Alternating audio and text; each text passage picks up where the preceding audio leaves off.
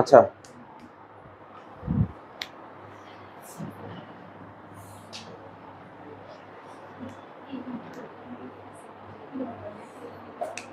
আচ্ছা, এইখানে অধ্যায়ের নাম থেকে আমরা একটা নলেজ নেই।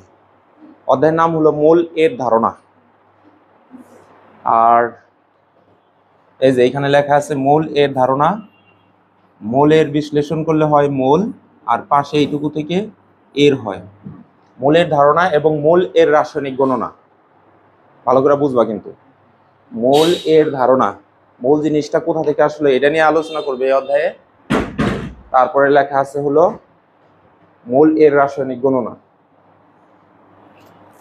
যখন ফিজিক্স পড়ানো শুরু করছিলাম মনে আছে, ওইখানে 7টা মৌলিক রাশি পড়ছিলাম: দৈর্ঘ্য, ভর, সময়, দীপন তীব্রতা, তড়িৎ প্রবাহ, তাপমাত্রা।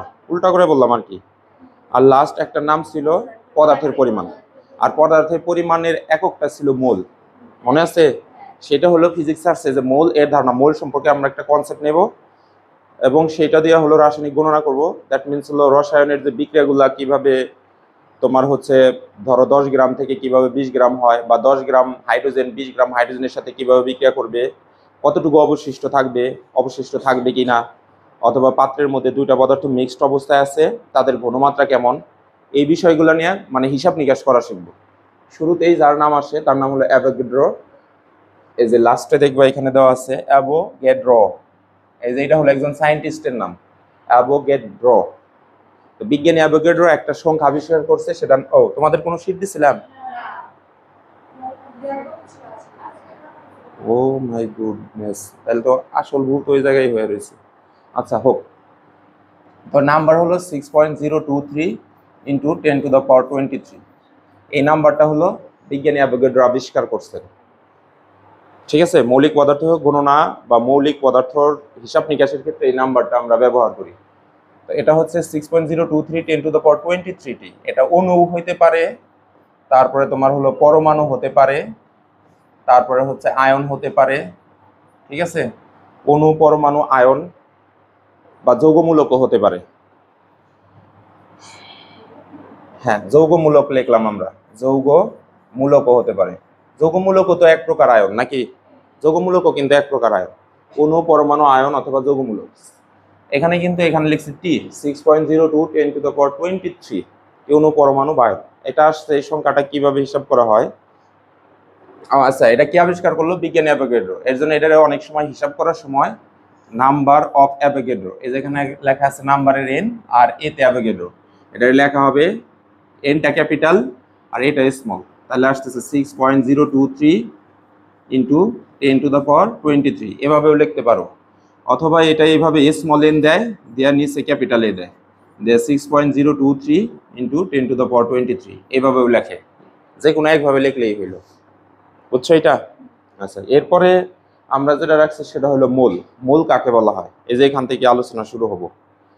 ঠিক আছে, তাহলে পদার্থের ক্ষেত্রে আমরা যদি লিখি, ধরো আমি এই জায়গায় লিখলাম হচ্ছে মৌলিক পদার্থ, মৌলিক পদার্থ, আর এখানে লিখলাম হচ্ছে যৌগিক পদার্থ, যৌগিক পদার্থ, যৌগিক পদার্থ। এখন মৌলিক পদার্থগুলা যেমন হাইড্রোজেন, হাইড্রোজেনের অণু। আর যৌগিক পদার্থ মানে কি, যার মধ্যে দুই বা ততোধিক মৌলিক পদার্থ থাকবে, তাই না?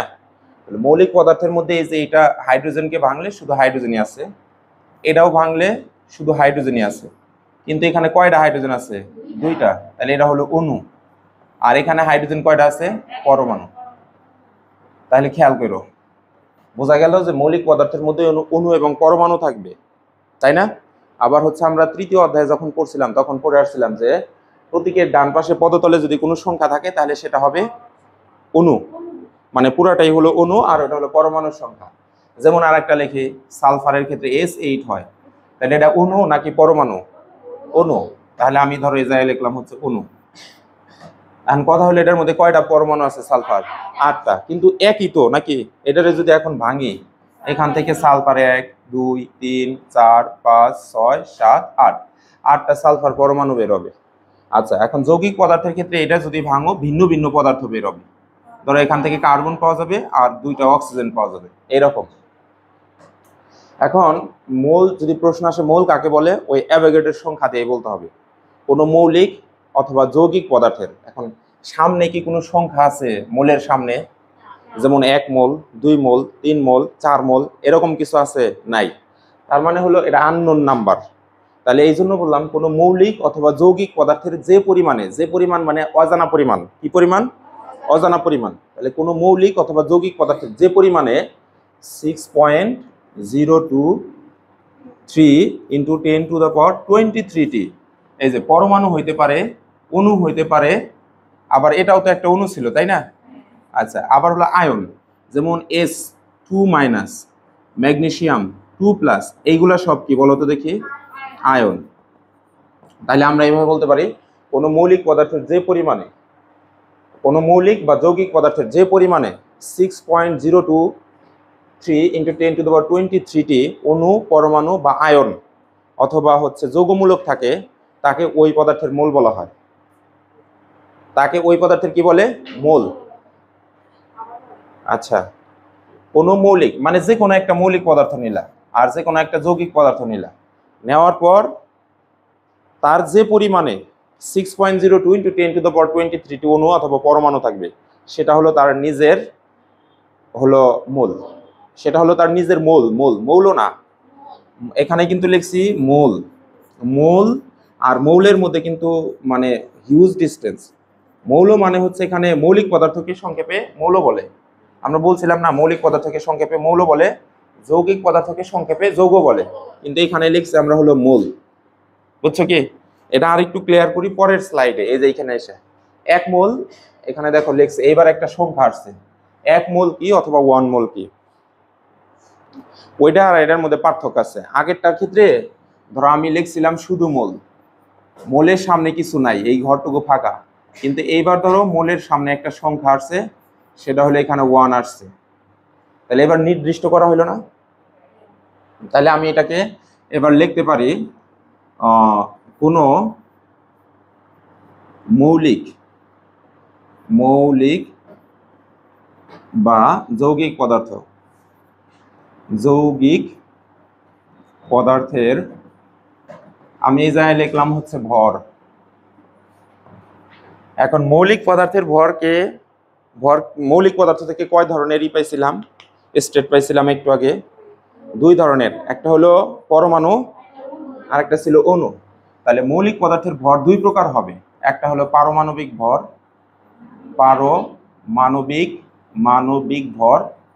আর একটা পাবো হচ্ছে অণু থেকে আণবিক ভর। তাহলে এটা আসছে অণু থেকে, কোথা থেকে? অণু থেকে। আর এটা আসছে তোমার হলো পরমাণু থেকে। খাতা আছে না সামনে? এইটুকু লেখো। মৌলিক পদার্থের মধ্যে পরমাণু থেকে, তুমি আরো চিহ্ন দিয়ে এইটুকু লিখবা।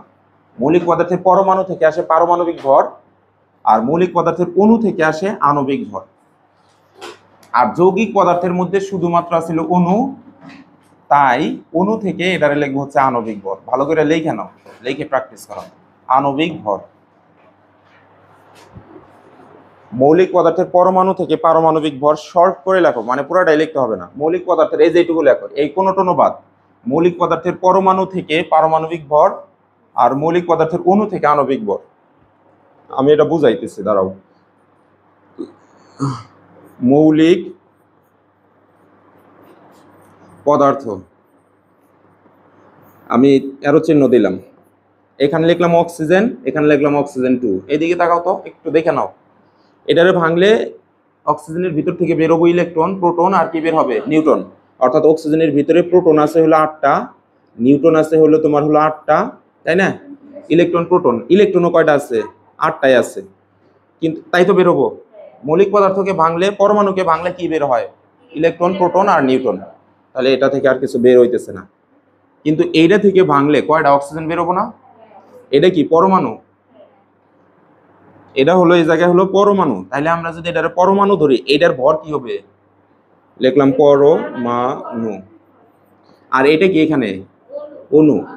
তাহলে এইটার যে ভর, সেই ভরটা কি ভর? এখন অক্সিজেনের পরমাণুর পারমাণবিক ভর হলো 16, এটা হলো তার পারমাণবিক ভর, পারমাণবিক ভর। আর এইটার 16 রে কয়টা অক্সিজেন আছে এখানে? ইভা, এখানে অক্সিজেনের 16 বসাইছি, আর হলো সাথে কত আছে? 2। তাহলে আমি 2 দ্বারা গুণ করলাম, তাহলে এখানে কত হবে? 32। এখন কথা হইলো 16 কে অক্সিজেনের কি ভর বলবা? পারমাণবিক ভর। কিন্তু এইটারে কি বলবা? কারণ অণু থেকেই তো আমরা আণবিক শব্দটা নিলাম, তাহলে 32 হচ্ছে আণবিক ভর আর 16 কি পারমাণবিক ভর। বুঝছো কি? আচ্ছা, এটা লেখো, এটা এই যে প্রয়োজনে এটা লেখো, তাহলে একটু ক্লিয়ার হবে।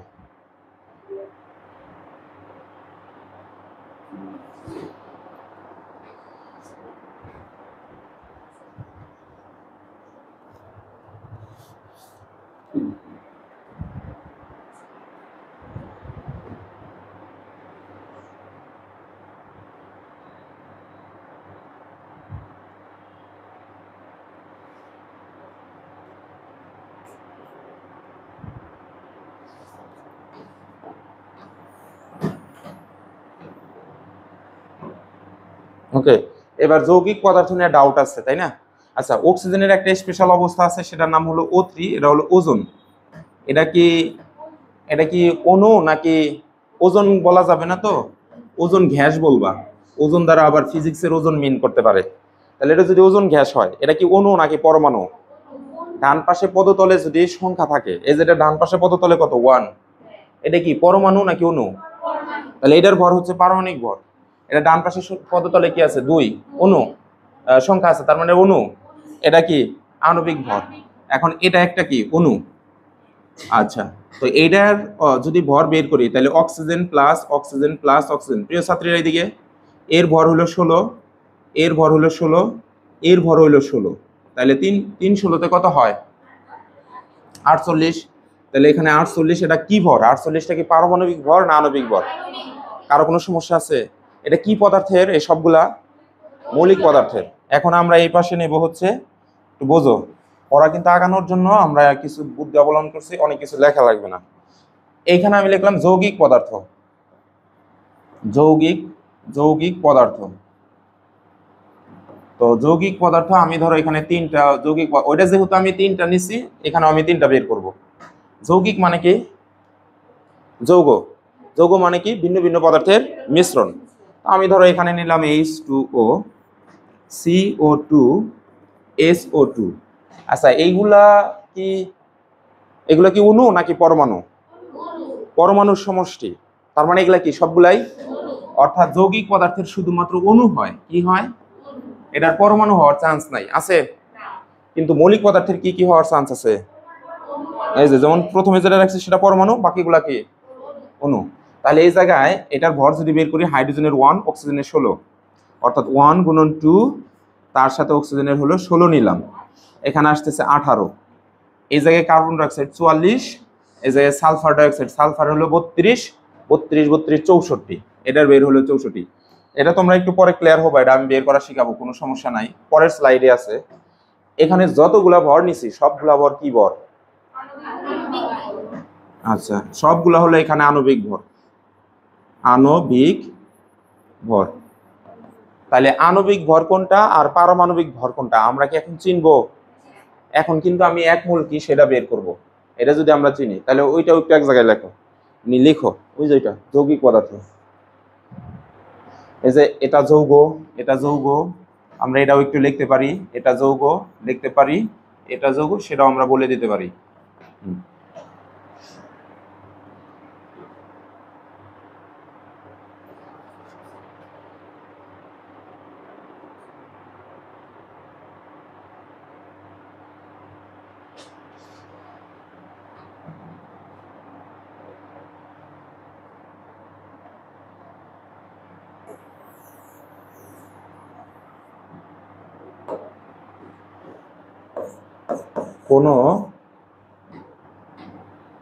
কোনো মৌলিক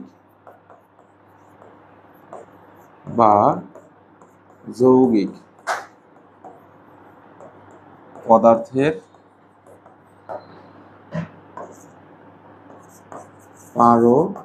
পারমাণবিক ভর বা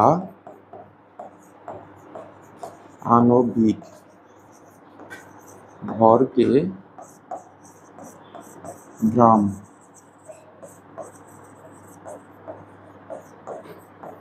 এককে প্রকাশ করলে যা পাওয়া যায় তাকে অনমোল বলে। আচ্ছা, আসো এখন তোমাদের লেখা শেষ হয়েছে না?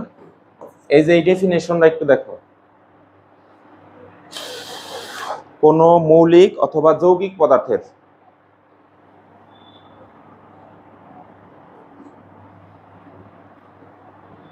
আচ্ছা লিখছো? না লিখলেও চলবে, যেহেতু একটু রেকর্ড হয়ে থাকবে। যাদের লেখা স্লো প্রয়োজনে তারা নাও লিখতে পারে, সমস্যা নেই, কিন্তু বাসায় যা পড়তে হবে দেখে দেখে। এখানে লেখা আছে রেকর্ড ক্লাস থেকে, মৌলিক পদার্থ, মাঝখানে দিছি বা, তারপর লিখছি যৌগিক পদার্থ। প্রথমে আমি এটা কি লিখছি, পারমাণবিক ভর লিখছি না আণবিক ভর লিখছি? মৌলের ক্ষেত্রে আমরা কি কি পাই? পারমাণবিক ভরও পাই, আবার আণবিক ভরও পাই। আর যৌগের ক্ষেত্রে কি পাই? তাহলে কোনো মৌলিক অথবা যৌগিক পদার্থের পারমাণবিক ভর অথবা আণবিক ভরকে কোন এককে প্রকাশ করবা? শুধুমাত্র যখন তুমি ওর পাশে গ্রাম দিবা তখনই তারে এক মোল বলবা, তাছাড়া কোনোদিন ওর এক মোল বলতে পারবা না। বুঝছো কি? আমি লিখি, যেমন এটা বোর্ডে তাকাও। এখন মজার বিষয়, এটা বুঝলেই তুমি ম্যাথ বুঝবা, অসংখ্য এমসিকিউ বুঝবা। এই যে তোমাদের জন্য যেমন ধরো মানে পাঞ্জিরি গাইড থেকে কিছু এমসিকিউ নিয়ে রাখছি, যেগুলা এমসিকিউ এর যত বেসিক গুলো আছে, এটা না, এই যে এখানে। তো এই এমসিকিউ গুলা মানে ইজিলি করা সম্ভব নয়, তাই কিন্তু এগুলা তো আর মুখস্থ করে কোনোদিনও মনে রাখা সম্ভব না। এই যে ধরনের ম্যাথ যেগুলা, যে টার্ম পড়াইতেছে এগুলা এমসিকিউ এর জন্য। তো আমি ধরো আবারও খেয়াল করি, কোনো মৌলিক, কোনো মানে কি? যে কেউ, যে কেউ। আমি চুজ করলাম হাইড্রোজেন, আমি চুজ করলাম অক্সিজেন, আমি চুজ করলাম নাইট্রোজেন। এগুলা কি পদার্থ আসলে? মৌলিক পদার্থ, ইভেন এগুলা পরমাণু। এখন আমি এই জায়গায় লিখলাম নাইট্রোজেন N2, এটা কি মৌলিক বাট কি অণু। আমি এখানে লিখলাম কার্বন ডাই অক্সাইড। এ পর্যন্ত কারো সমস্যা আছে? এটা কি পদার্থ? যৌগিক, যৌগিক না? আমি এই জায়গায় লিখলাম পানি H2O, যৌগিক। এখন বলছে কোনো মৌলিক, কোনো মানে এরা সবাই। এখন এইটা কি? পরমাণু, লিখলাম পরমাণু, পাশে লিখলাম ওর পরিচয়টা ওরে দিয়ে দিলাম, না লিখলেও সমস্যা নাই, কিন্তু আমি লিখলাম। এটা কি? পরমাণু। এটা হচ্ছে একটা কি বলতো? পরমাণু। বিকজ অফ দ্যাট তাদের ডান পাশে পদতলে এক আছে, তাহলে পরমাণু। এইটা কি বলতো? অণু। কি অণু? মৌলিক অণু। এটা অণু, লিখলাম। এটা অণু। আচ্ছা, এখন একটা কথা আছে, যেমন ভর নিয়ে যে কথাগুলো বললাম, এই যে যৌগিক পদার্থের আণবিক ভর বের করার টেকনিক, আমি একটু এখানে আবার ব্যাক করতেছি। অণু থেকে, এখানে লেখা আছে অণু থেকে আণবিক শব্দটা আসছে, এখানে লেখা আছে অণু থেকে আণবিক শব্দটি এসেছে, অণুর ভরকে আণবিক ভর বলা হয়। তাহলে আণবিক ভর কার কার হয়? মৌলিক পদার্থের হয় এবং যৌগিক পদার্থের হয়। এবং আণবিক ভর এর একক হচ্ছে গ্রাম পার মোল অথবা গ্রাম মোল ইনভার্স এককে প্রকাশ করা হয়। আর আণবিক ভরকে ক্যাপিটাল এম দ্বারা প্রকাশ করা হয়। এটা শীটে আছে, সিরিয়াল অনুযায়ী শীট দেখলে একটু হয়ে যাবে। তাহলে তুমি যেমন ধরো তোমার আমি দিলাম হলো H2SO4। এখন বলছো অণু থেকে আণবিক শব্দ আসছে, তাহলে এটা একটা পুরোটাই অণু, এটার ভরটা হবে আণবিক ভর। তো আণবিক ভর কিভাবে বের করবো বলছে, কোনো পদার্থের অণুতে উপস্থিত পরমাণু সমূহের, এটার মধ্যে উপস্থিত পরমাণু আছে হলো হাইড্রোজেন, আছে হলো সালফার, আছে হলো অক্সিজেন। পরমাণু সমূহের পারমাণবিক ভর, এখন হাইড্রোজেনের পারমাণবিক ভর 1, সালফারের পারমাণবিক ভর হলো 32, অক্সিজেনের পারমাণবিক ভর হলো 16। গুলোকে যোগ করলে যা পাওয়া যায় সেটাই হলো আণবিক ভর। কিন্তু যোগ করার আগে একটা কাজ করে নেওয়া লাগবে, এটার সাথে কত আছে 2, এটার সাথে কত আছে 1, এটার সাথে কত আছে 4। এখন রসায়নের পরিভাষা অনুযায়ী ও ওর সাথে যুক্ত অবস্থায় আছে, ও ওর সাথে যুক্ত, যুক্তকে এখানে যোগ দ্বারা বুঝাইছি। যেমন ধরো আমি আমার নাম এখানে লিখলাম ABD। এখন রসায়নের পরিভাষা অনুযায়ী এর সাথে বি যোগ অবস্থায় আছে, বির সাথে ডি বন্ধনের দ্বারা যোগ অবস্থায় আছে। কিন্তু যারা ম্যাথমেটিশিয়ান এটারে কি ধরবো? A গুণন B গুণন D। কিন্তু আমরা তো এখন গণিতে নাই, আমরা কিসে আছে? রসায়নের বন্ডিং ভাষায় আছে। বন্ডিং পরিভাষা অনুযায়ী মাঝখানে কিছু না থাকলে আমরা সেটারে কি দ্বারা প্রকাশ করতেছি, প্লাস। তাহলে মাঝখানে প্লাস দিলাম, প্লাস দিলাম। এর সাথে 2 আছে তাই এর 2 দ্বারা গুণ, এর সাথে 1 আছে তাই এর 1 দ্বারা গুণ, এর সাথে 4 আছে তাই 4 দ্বারা গুণ। তাহলে এই যে ফলাফল আমরা এখানে পাইলাম 98। এটা হলো আণবিক ভর। তাহলে যদি বলি সালফিউরিক অ্যাসিডের আণবিক ভর কত, 98। বুঝছি তো? তাহলে পানির ক্ষেত্রে যদি বের করতে বলি তাহলে H2 লিখলা। এখন এমনি করে ফেলবা যে H এর সাথে অক্সিজেন যোগ অবস্থায় আছে। হাইড্রোজেনের কত, হাইড্রোজেনের হলো 1, তার সাথে 2 আছে 2 দ্বারা গুণ। অক্সিজেনের 16, তার সাথে 1 আছে 1 দ্বারা গুণ, ইজ ইকুয়াল টু 18। বুঝছি তো নাকি? একটা জটিলতা নেই। যেমন ধরো ক্যালসিয়াম ফসফেট, তো আমরা ধরো নিলাম ক্যালসিয়াম ফসফেট। ধরো ক্যালসিয়াম ফসফেট PO4, ফসফেট তো এটা আমরা কোন অধ্যায়ে পড়ে আসছি বলো তো? 4th অধ্যায়। ফসফেট হলো PO4 না? কাঁচা থাসা ক্লোরাইসিয়াম হাই বাই সায়ানাইনাই বোন ফসফারসে ফসফারসে। 5 অধ্যায়ে পড়ছি, হ্যাঁ 5 অধ্যায়ে যোগমূলক পড়ছি না? আচ্ছা, ফসফেটের যোজনী কত মনে আছে? বোন ফসফারসে ফসফারসে কত ছন্দ এটা? 3। আর এম হাই বাই সায়ানাইনাই 1। আর কাঁচা থাসা ক্লোরাইসি এটা হচ্ছে 2। আর বোন ফসফারসে ফসফারসে 3। তাহলে ফসফেট হলো ফসফেট, এটার যোজনী হলো 3। তাহলে এই সবটুকুর যোজনী হলো এখানে 3, আর ক্যালসিয়ামের যোজনী হলো এখানে 2। এই দুজনের মধ্যে কি ভাগ যায়? যায় না কিন্তু। তাহলে ক্যালসিয়াম লিখলাম, আর PO4 3- লিখলাম। এই সবটুকুর যোজনী 3 নিচে লিখলাম, এর যোজনী 2। সহজ নিয়ম হলো যোজনী উল্টা করে বসাইতে হয়। তাহলে এই 3 এই জায়গায় আসতেছে, তাহলে ফলাফল আসতেছে Ca3PO4 × 2। এই যেটার নাম হলো ক্যালসিয়াম ফসফেট। এখন আমি যদি বলি যে এটার আণবিক ভর বের করো, তাহলে তোমার এটাকে আগের মতোই করা লাগবে। তুমি তাহলে লিখলা Ca3PO4 এর আণবিক ভর ইকুয়ালস টু ক্যালসিয়ামের সাথে Ca3 এর সাথে এই PO4 যোগ অবস্থায় আছে, তাই অবস্থায় আছে না? একটু অ্যানালাইসিস করতেছে, এটা 8 এর পড়া। তাহলে Ca3, এইবার ভিতরে P আর O কি অবস্থায় আছে? যোগ অবস্থায় আছে। তাহলে P প্লাস অক্সিজেন 4, ব্র্যাকেট পাশে হইলো 2 এখন ওর কাছেও চলে যাবে, ওর কাছেও চলে যাবে। তাহলে Ca3 প্লাস P2, ওকে P2 প্লাস অক্সিজেন কত হবে? 4 × 2 = 8, কারণ এই 2 ব্র্যাকেট ওর পদতলেও যায়, ওর পদতলেও যায়। তাহলে ক্যালসিয়ামের হইলো 20, তার সাথে হইলো 3। ক্যালসিয়ামের পারমাণবিক সংখ্যা হলো কত? 20, কিন্তু পারমাণবিক ভর কি 20 না কত? 40। এটা মাথায় রাখবা। তাহলে ক্যালসিয়ামের পারমাণবিক ভর হলো 40, আমি এখানে 40 বসিয়ে দিলাম। আচ্ছা, ফসফরাসের কত বলো তো? 31। ফসফরাসের 31, তার সাথে 2 আছে 2 দ্বারা গুণ। অক্সিজেনের হলো 16, তার সাথে 8 আছে 8 দ্বারা গুণ। হিসাব করলে দেখো কত আসে, দেখো তো, ক্যালকুলেটর বের করো। মনে হয় 300 কত যেন আসবে। 40 × 3 যোগ 31 × 2 প্লাস 16 × 8, 310 আসছে। 310 গ্রাম পার মোল, গ্রাম পার মোল। আচ্ছা, এখন এই গ্রাম পার মোল কই থেকে আসলো ওইটাও আমাদের জানতে হবে। আচ্ছা, আণবিক ভর নিয়ে, যৌগের আণবিক ভর তোমরা এখন বের করতে পারবে না? থিওরি কিসেরটা? হ্যাঁ কিসের? তুত। আচ্ছা, তুত কাকে বলে বলো শুনি? তুত হলো নীল ভিট্রিয়ল, অর্থাৎ এই যে কিউপ্রিক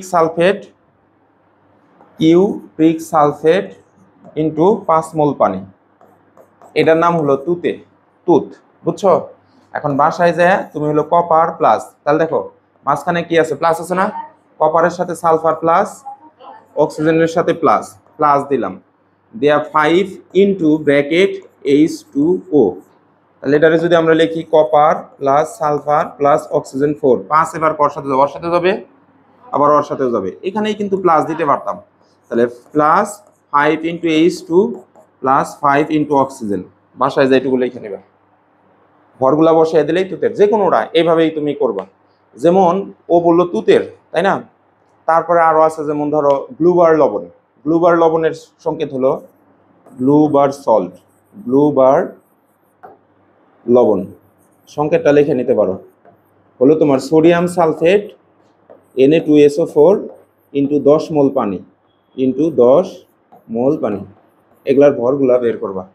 তারপর হচ্ছে এটা গেল জিঙ্ক সালফেট, যেটার নাম হলো হোয়াইট ভিট্রিয়ল। আচ্ছা, এটার নাম হলো ব্লু ভিট্রিয়ল, লেখা নাও ব্লু ভিট্রিয়ল, বাংলা দিয়ে লিখলেও সমস্যা নাই। এটা হলো ব্লু ভিট্রিয়লের সংকেত। আর একটা ভাষায় করবে, এটা একটু লিখে নাও হোয়াইট। পরীক্ষা আসবে কিন্তু রূপা, ভাই বোনা যেগুলো আসবে না। হোয়াইট ভিট্রিয়ল নৈবেদিকে আসবে। হোয়াইট ভিট্রিয়ল মানে হলো সাদা ভিট্রিয়ল, বাংলায় সাদা ভিট্রিয়ল, সাদা ভিট্রিয়ল। এটার হলো Z10SO4 ইন্টু 5 মোল পানি।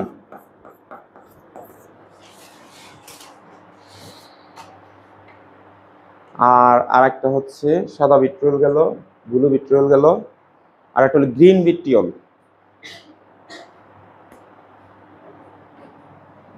গ্রিন ভিট্রিয়ল এই সবটির ভর কিন্তু বের করবা যারা যারা বসে রয়েছে। গ্রিন ভিট্রিয়ল, GREEN ভিট্রিয়ল,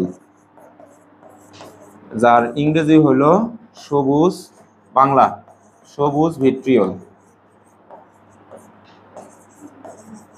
সবুজ ভিট্রিয়লের সংকেত হলো ফেরিক সালফেট ইন্টু 7 মোল পানি। এটার ভর বের করবা।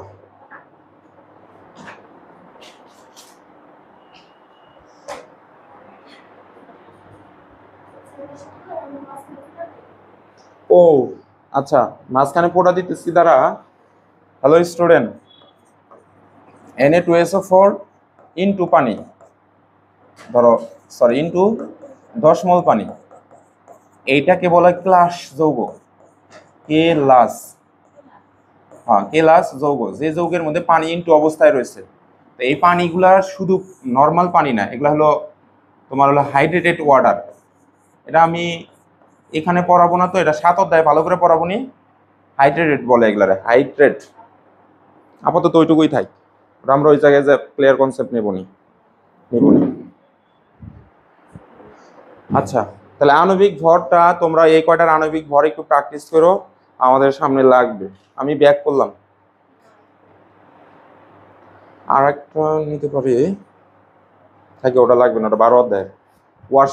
ওয়াশিং সোডা হলো সোডিয়াম কার্বনেট কিন্তু 10 মোল পানি, ওটাকে ওয়াশিং সোডা বলা হয়। ব্যাক করলাম। আচ্ছা, তাহলে আমরা তো ভর নিয়ে আমাদের কোনো প্রবলেম নাই, আছে কি? তাহলে এইটার ভর কত হবে বলো তো? এটা যেহেতু পরমাণু, এটার ভর 1, এটার ভর 16, এটার ভর হচ্ছে 14, এটার ভর হচ্ছে 14 দুগুণ 28। এখন আর ওই যে দেখাইলাম না কি করে বের করলাম, এইটার ভর এখানে প্রসেস করলে 44 বের হবে, এটার ভর এখানে প্রসেস করলে 18 বের হবে। কিভাবে বের হবে বুঝছো তো?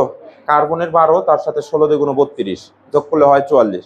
এখন সংখ্যাটা পড়ো, কোনো মৌলিক পদার্থের পারমাণবিক ভর। হ্যালো স্টুডেন্ট, মৌলিক পদার্থ, পরমাণু পরমাণু পরমাণু, এগুলা সব কি পারমাণবিক ভর বা আণবিক ভর। মৌলিক পদার্থ এটা মৌলিক অণু, তাহলে এটা কি ভর?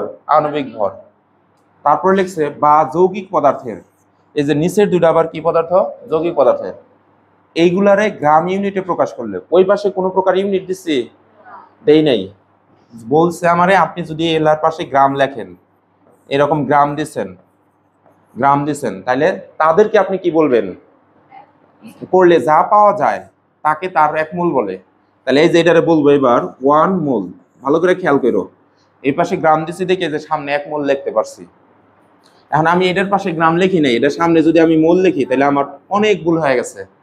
কারণ যখন এই পাশে শুধুমাত্র গ্রাম ইউনিট ইউজ করব, তখনই তার সামনে আমি 1 মোল বলতে পারবো। এখন ওই যে আগেরটা যখন পড়াইলাম, যেমন ও কনফিউজিং এসেছিল, যে আমি যখন এটা বললাম কোনো মৌলিক বা যৌগিক পদার্থের যে পরিমাণে 6.02 × 10⁻23 টি অণু, পরমাণু বা আয়ন থাকে, ওটা বলছি যে পরিমাণ। আই হ্যাভ নো আইডিয়া কি পরিমাণ, আমাদের কোনো আইডিয়া আছে? কিন্তু এটার ক্ষেত্রে আইডিয়া আছে। এটার ক্ষেত্রে আইডিয়া কি? 1 গ্রাম। আর আগেরটার ক্ষেত্রে কি কোনো আইডিয়া আছে? আননোন ছিল। যে পরিমাণ যতটুকু লাগবে ওইটা হলো তার মোল, মানে অজানা পরিমাণটা হলো মোল। আর যখন তার পারমাণবিক ভরের পাশে গ্রাম দেবো, সেটা হলো তার 1 মোল। বুঝাইতে পারছে? এখন পুরা রুমটা ধরো আমি চাল দিয়ে ভর্তি করে ফেললাম, এখন চালের ভিতরে আছে কার্বন আর আছে হলো, ধরো ওটা একটা কার্বোহাইড্রেট, তাই না? তো ওটা কার্বন গঠিত যৌগ, ধরো কার্বন আছে।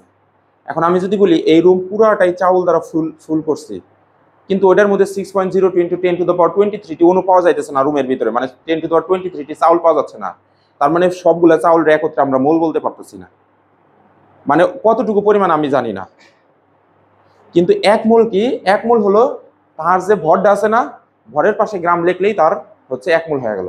আমার নাম হলো ধরো এবিডি, এখন এখানে আমি লিখছি আমার ভর হচ্ছে এখানে ধরো 80 কেজি। এখানে কেজি রে যখনই আমি গ্রাম বানাইলাম 80 তেলে 1000 হয়ে গেল, গ্রাম লিখে ফেলছি, সাথে সাথে আমার নামের পাশে আমি 1 মোল এবিডি = 80,000 গ্রাম। এখন বুঝছো? যেমন ধরো আমরা এখানে লিখলাম হচ্ছে যে কোনো একজনের নাম, ধরো আমেনা, তাহলে আমি লিখলাম আমেনা, ওর ভর হলো ধরো 30 কেজি। তুমি আমেনার সামনে এখন 1 মোল আমেনা বলতে পারবে না। আমেনাকে তুমি 30,000 যখন গ্রাম বানিয়ে ফেলছো, তখন এখানে বলতে পারো যে হলো এখানে হলো 1 মোল আমেনা = 30,000 গ্রাম। তাই এখানে বলছে কোনো মৌলিক অথবা যৌগিক পদার্থের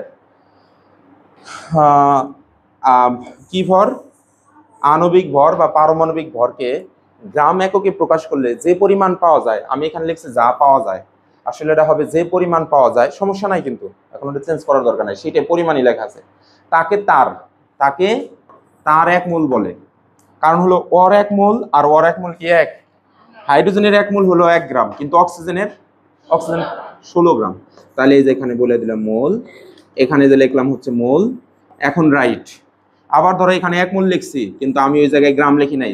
যিনি একজন ভালো টিচার, সে তোমার মার্কই দিব না, কারণ এটার তো সংজ্ঞা থেকে এই সম্পর্কটা আসলো। তাহলে এখানে সাথে সাথে গ্রাম লিখতে হবে। অনুরূপভাবে এখানে আমি লিখলাম 1 মোল, এখানে এই যে গ্রাম হয়ে গেল। এখন প্রশ্ন হইলো, এই যে এই জায়গায় একটা কথা লিখছি, আণবিক ভর অথবা পারমাণবিক ভরের একক গ্রাম এককে লেখা যায় অথবা গ্রাম এককে প্রকাশ করা যায়, এটা কিভাবে হয় এটা এখন আমাদের বুঝে নেওয়া লাগবে। তাহলে এই ক্ষেত্রে এইখানে আমি ধরো এই যে এখানে লিখলাম গ্রাম, তাহলে সামনে কি লেখা লাগবে? 1 মোল। এটার ক্ষেত্রে আমি ধরো সমান সমান দিলাম 44 গ্রাম লিখছি, সাথে সাথে 1 মোল। অর্থাৎ তুমি লিখতে পারো 1 মোল CO2 = 44 গ্রাম। এই যে এটা দিয়ে ম্যাথ করা লাগবে। এখন কথা হলো, বলো যে স্যার এর প্রত্যেকটার ক্ষেত্রে অনু পরমাণু লিখছেন, ওই জায়গায় লিখলেন না কেন? ওটা যে অনু, ওটা আমার সেন্সেই বুঝে নিব, বুঝাতে পারছি? মানে ওরা এমনি এমনি বুঝে নেওয়া লাগবে যে এটা একটা অনু, কিন্তু প্রথমবার শেখার জন্য 2-3 বার এইভাবে লেখা লাগবে। এটা আমার সামনে একটু একবার লিখে ফেলাও, আর যদি বাসায় লিখতে চাও তাও হইব, সমস্যা নেই।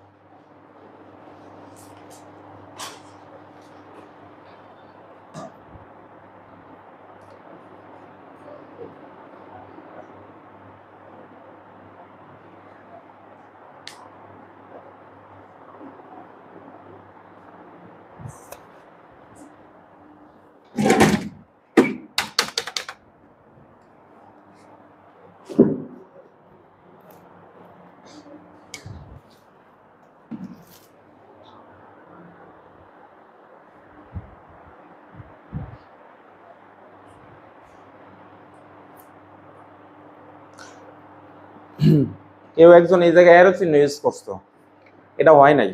ধরো কেউ লিখছে ধরো H2 অনু, লিখে এই জায়গায় দিচ্ছে অ্যারো চিহ্ন দিয়ে, এখানে লিখছে হলো ধরো 2 গ্রাম, এটা হয় নাই। অ্যারো চিহ্ন আর সমান এক জিনিস না, সমান হলো সমীকরণ, আর অ্যারো চিহ্ন দ্বারা এখানে ইমপ্লাইজ টু ও বোঝায়। এখানে সমান চিহ্ন ইউজ করা লাগবে, যারা অ্যারো চিহ্ন দিচ্ছে তাদের ভুল হয়েছে।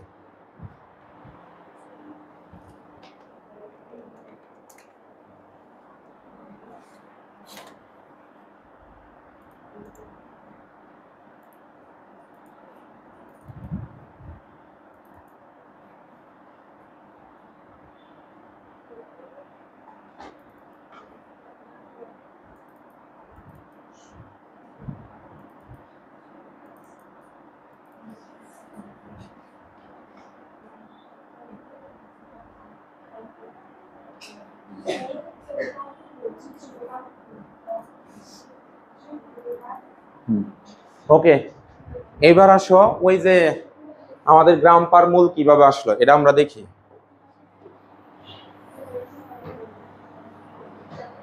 রেডি সবাই? আচ্ছা দেখো, এখানে আমি ধরো লিখলাম, আমি এখানে লিখলাম 1 মোল H2SO4 অণু, কারণ এটা একটা অণু, এটার ভর অন্য জায়গায় আমি বের করে নিয়ে আসলাম।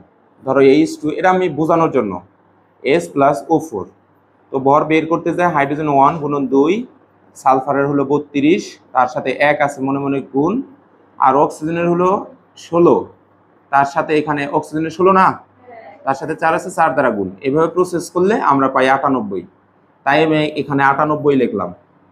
লিখছি না? খুব ভালো করে মনোযোগ দিবা, এখানে কি লিখলে এটা ঠিক থাকবে, আমি দিয়ে দিলাম গ্রাম। তাহলে আমি এখানে লিখছিলাম, এই যে আমরা একটা জিনিস শিখে আসছি, 12 কেজি চাউলের মূল্য 120 টাকা, অতএব এখানে 1 কেজি, ওই পাশে যায় কি হয় 1200 টাকা ডিভাইডেড বাই কত, 1 কেজি, তাই না? তাহলে এইখানে যদি আমি, ও সরি, 12 কেজি, তাই না? তাহলে আমরা এইভাবে লিখতে পারি কিনা? তাহলে ওইভাবে যদি আমরা এখন এই 1 মোলকে, মাঝখানে আমি কি চিহ্ন দিছি, সমান চিহ্ন, যেমন এখন সমান চিহ্নের এই পাশ থেকে যদি ওই পাশে কিছু চলে যায়, তাহলে সেটা গুণ হবে নাকি ভাগ হবে?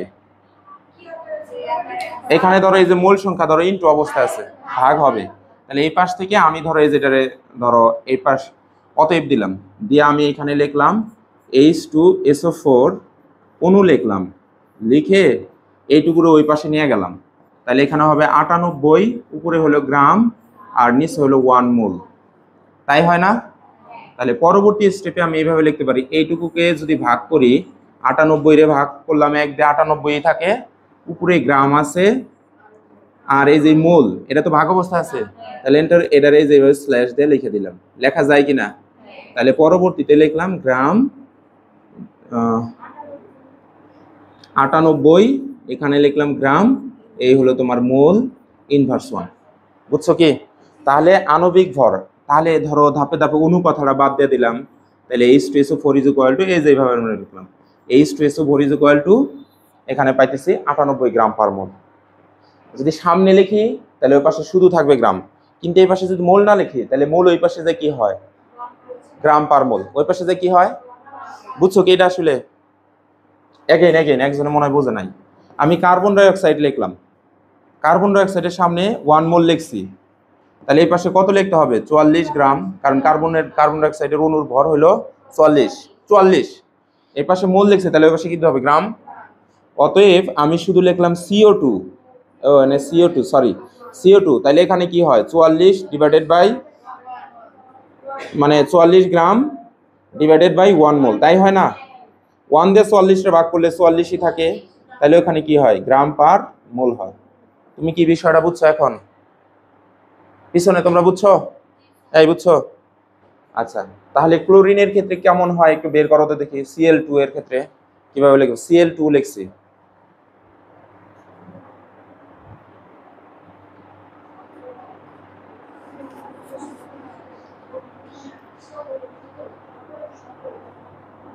বাসায় এইভাবে লিখে 2-3টা লিখে প্র্যাকটিস করা লাগবে।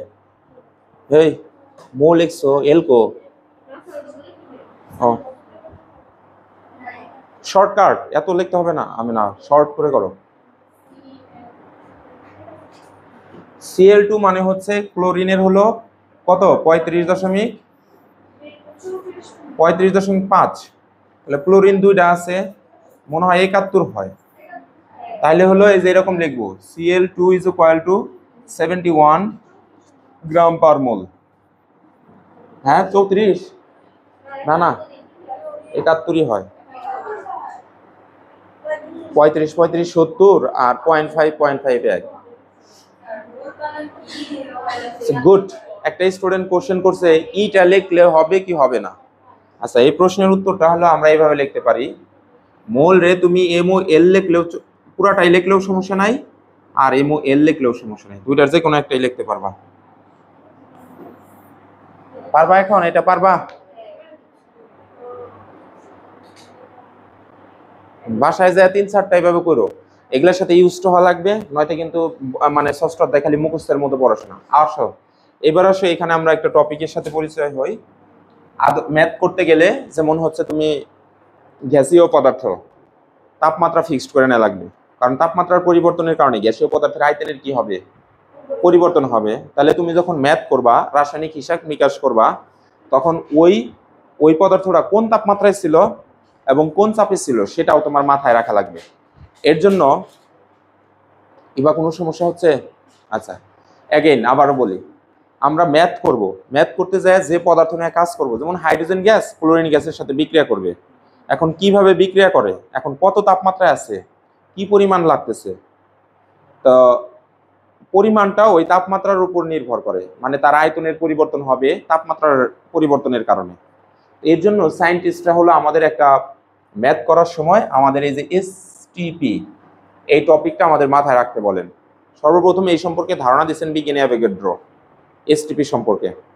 তো সেটা আছে, এটা লেখার কোনো প্রয়োজন নাই। তো এখানে এটা যদি অ্যানালাইসিস করি, এখানে লেখা আছে আদর্শ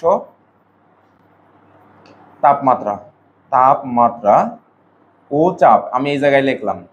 মানে এটারে যদি আমি এরকম ধরি, বাচ্চারা খেয়াল করো, এটারে এক্স ধরলাম, এটারে বি ধরলাম, এটারে সি ধরলাম, আর ও মানে হইলো প্লাস, ওটা তো একটা কানেক্টর এন্ড, তাহলে সামনে ব্র্যাকেট দেওয়া লাগবো না ম্যাথে প্রকাশ করলে? তাহলে যদি আমি এটা উঠিয়ে দেই, ব্র্যাকেট উঠিয়ে দেই, এক্স বির সাথে যায়, এক্স সির সাথে যায়, তার মানে X of B into X C, এরকমই তো হয়। তাহলে ওইভাবে যদি মানে ওই দৃষ্টিকোণ থেকে যদি দেখি, আদর্শ তাপমাত্রা এবং আদর্শ তাপ, চাপকে একত্রে বলা হয় আদর্শ তাপমাত্রা এবং চাপ। তার মানে পরিবেশে এমন একটা তাপমাত্রা আছে, সায়েন্টিস্টরা ওটারে স্ট্যান্ডার্ড হিসাবে নিছে, মানে আদর্শ হিসাবে নিছে। আদর্শের অপর নাম হলো প্রমাণ, মানে সেটা হচ্ছে ফিক্সড করে নেওয়া হয়েছে, ওই তাপমাত্রায় হিসাব করলে সবার একই মান আসবে। তো সেটাকে আমরা কত ধরবো? তো সায়েন্টিস্টরা আদর্শ তাপমাত্রা ধরছে হলো তোমার 0 ডিগ্রি সেলসিয়াস। কত বলো তো? 0 ডিগ্রি সেলসিয়াস। আর আদর্শ চাপ ধরা হয়েছে 1 অ্যাটম। অ্যাটম শব্দটা আসছে অ্যাটমসফিয়ার থেকে, অ্যাটমসফিয়ারিক মানে হলো বায়ুমণ্ডলীয়। বলো তো কি বলছি? আচ্ছা, এটা হলো চাপের একক, ঠিক আছে? চাপে, আচ্ছা গুড। ATOME, এই অ্যাটম মানে হলো পরমাণু, পরমাণু, ধন্যবাদ। আর এটা আসছে হলো অ্যাটমসফেয়ারিক, অ্যাটমসফিয়ারিক প্রেশার, প্রেশার মানে চাপ, তাহলে বায়ুমণ্ডলীয় চাপ। এখন তোমাদের তো 5 অধ্যায় নাই, 5 অধ্যায়ে একটু ধারণা দেই, চাপ কাকে বলে? বল একক ক্ষেত্রফলের উপর লম্বভাবে প্রযুক্ত বলকে চাপ বলা হয়। হয়তো বা 6, 7, 8 চাপের সংজ্ঞাটা একটু হলে পড়ে আসছে। আচ্ছা, তো এখন এটা হলো 1 মিটার স্কয়ার ক্ষেত্রফলের উপর লম্বভাবে বল, তার মানে বলের একক হলো নিউটন আর ক্ষেত্রফলের একক হলো মিটার স্কয়ার। তাহলে চাপের একক দ্বারা হলো নিউটন মিটার ইনভার্স 2। এই নিউটন মিটার ইনভার্সকে বলা হয় প্যাসকেল। এটা কোন পদার্থ? সলিড পদার্থের ক্ষেত্রে। কিন্তু এই যে বায়ু যে আছে না, বায়ুর চাপের ক্ষেত্রে এটা নেওয়া হয়েছে তোমার অ্যাটম, অ্যাটমসফিয়ারিক থেকে অ্যাটম। তাহলে 1 Pascal is equal two 101, 325 Pascal. এটা একটা পড়া আছে। তো যাই হোক, আমরা তো ওইগুলোর মধ্যে আপাতত নাই। আমরা আপাতত দেখবো হচ্ছে ম্যাথ করার সময় অ্যাটম নিয়ে কাজ করা লাগতে পারে। যদি প্রশ্ন আসে আদর্শ তাপমাত্রা এবং চাপ বা প্রমাণ তাপমাত্রা এবং চাপ কি, খ নম্বরে 2 এর জন্য আসতে পারে, আবার 1 এর জন্য আসতে পারে। তাহলে তোমাকে বলতে হবে 0 ডিগ্রি সেলসিয়াস তাপমাত্রা এবং 1 ATM, সংক্ষেপে এটারে আটকে অ্যাটম বলি। এখন ও যেটা বললো এটা হলো ATOM, দুইটার উচ্চারণ একই মনে হয় কিন্তু একটু সেন্স আছে আর কি। এটা হলো অ্যাটম, এটা হলো অ্যাটম, একই হইলেও কিন্তু এটা তো স্পেলিং দিক থেকে এটা হলো একক আর এটা হলো একটা ওয়ার্ড, বুঝছো কি? তাহলে আমরা এইভাবে বলবো 0 ডিগ্রি সেলসিয়াস তাপমাত্রা এবং 1 ATM, যদি অত সমস্যা ATM, চাপকে বলা হয় আদর্শ তাপমাত্রা এবং চাপ। অথবা ইংরেজিতে বলবো স্ট্যান্ডার্ড টেম্পারেচার, স্ট্যান্ডার্ড প্রেশার, সংক্ষেপে সেটা বলা হয় STP। তো পরীক্ষায় এরকম আসতে পারে STP কাকে বলা হয়। তাহলে তুমি ওইভাবে বলবা 0 ডিগ্রি সেলসিয়াস তাপমাত্রা এবং 1 অ্যাটম চাপকে STP বলা হয়, মনে থাকবে। আর 2 মার্কের জন্য যখন আসবে তখন আগে লিখতে হবে STP বলতে কি বোঝো, যখন আসবে তখন বলতে হবে STP এর পূর্ণ রূপ হলো standard temperature and pressure, standard temperature and pressure. তো এখানে যার বাংলা অর্থ হচ্ছে আদর্শ তাপমাত্রা এবং চাপ। 0 ডিগ্রি সেলসিয়াস তাপমাত্রাকে আদর্শ তাপমাত্রা বলা হয় এবং 1 অ্যাটম চাপকে আদর্শ চাপ বলা হয়, যাদেরকে একত্রে এসটিপি দ্বারা নির্দেশ করা হয়। তখন একটু এইভাবে আর কি 2 মার্কের জন্য 2-3টা লাইন বাড়িয়ে বলা লাগবে, পারবা না? এটা গেল। তারপরে আসছে স্বাভাবিক তাপমাত্রা ও চাপ। যেমন এই রুমের যে তাপমাত্রা, এটাকে বলা হয় রুম টেম্পারেচার। কি বলা হয়? এটার আর একটা নাম হলো, এই স্বাভাবিক তাপমাত্রা এবং চাপকে তোমার বলা হয় হচ্ছে স্বাভাবিক চাপ না, এইটুকুকে শুধু বলা হবে রুম টেম্পারেচার। রুম টেম্পারেচার, যেটা হলো 25 ডিগ্রি সেলসিয়াস। কত ডিগ্রি? 25 ডিগ্রি। তাহলে এটার সংজ্ঞা বানাই।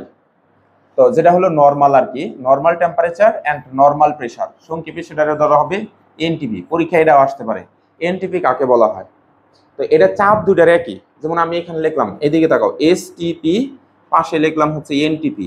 এনটিপি, তো এখানে স্ট্যান্ডার্ড টেম্পারেচার হলো 0 ডিগ্রি সেলসিয়াস।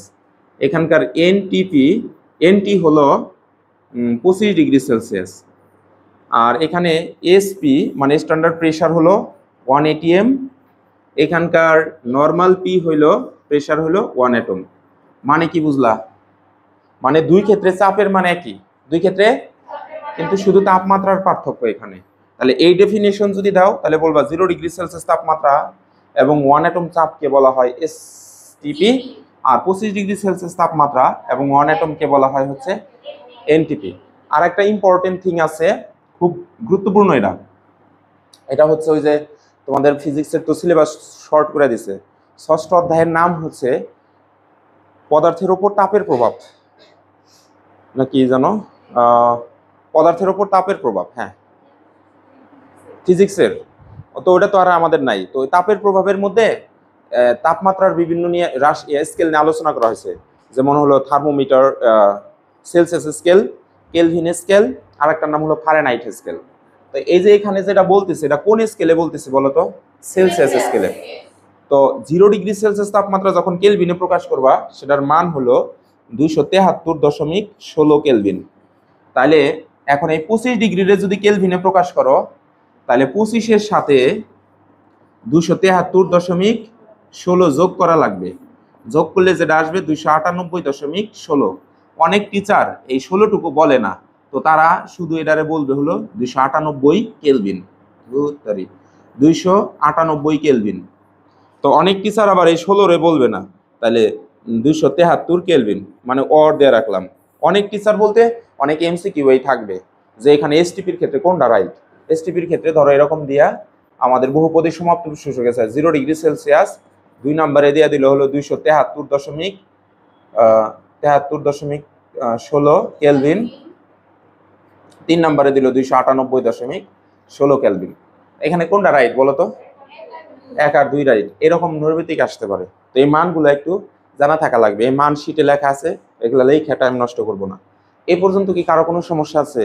এই অধ্যায়টা ভালো না পারলে ইন্টারমিডিয়েটের গুণগত রসায়ন নামের একটা টপিক আছে, সেটাও পারা যাবে না। আর ফিউচারে মনে করো বিভিন্ন অ্যাডমিশন টেস্ট ওটা নিয়ে কাজ করা যাবে না। তা আমরা যা কিছু শিখলাম সেইগুলা দিয়ে এখানে নিয়ে আসছি। আবার প্রথমে লিখছি মূল সংখ্যা, তারপর লিখছি পারমাণবিক ভর, তারপর লিখছি আণবিক ভর। এটা হলো 1 নাম্বার, 2 নাম্বার, 3 নাম্বার রাশি, লাস্টে অ্যাভোগাড্রোর সংখ্যা, এই হলো 4 নাম্বার রাশি। আর মুলার আয়তন নামের একটা রাশি আছে 5টা। মোট কয়টা রাশি আছে এখানে? এই 5টা রাশি সম্পর্কের মধ্যে আমরা মূল সংখ্যা কাকে বলে পড়ে আসছি না? তুমি বলো মূল সংখ্যা কাকে বলে?